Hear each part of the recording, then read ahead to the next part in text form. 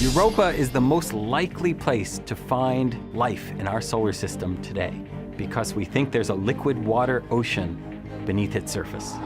And we know that on Earth, everywhere that there's water, we find life. So could Europa have the ingredients to support life? We might be actually looking at a body that is presently alive, presently active, and presently undergoing its geology. There is too much evidence right now lying around on the surface, the red stuff, that suggests that something's going on there. Is that an environment that is habitable for any sort of life form? By golly, we really have got to go back and figure that out.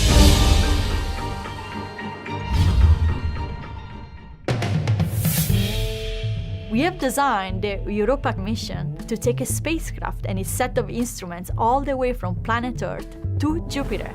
Previous mission concepts were for a spacecraft that would orbit Europa, but Europa is bathed in radiation from Jupiter. Any mission that goes in the vicinity of Europa is cooked pretty quickly.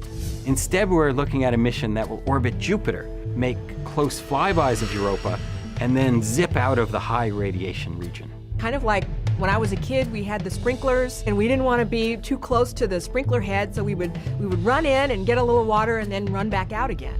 This allows us to have a mission that's many years long and to collect and transmit lots and lots of data. As Europa orbits Jupiter, it flexes, and we could measure the gravitational change of Europa by encountering Europa at different points in its orbit.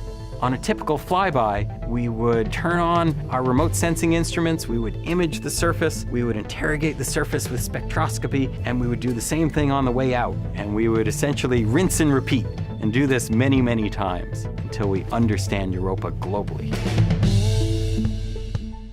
Images from the Hubble Space Telescope tells us that Europa might be erupting plumes of water high into space.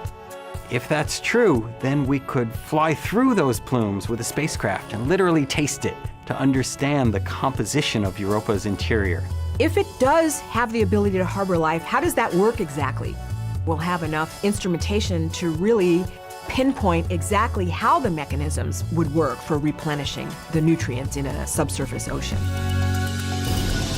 Europa is so important because we want to understand, are we alone in the cosmos? If there's life in Europa, it almost certainly was completely independent from the origin of life on Earth. That would mean the origin of life must be pretty easy throughout the galaxy and beyond.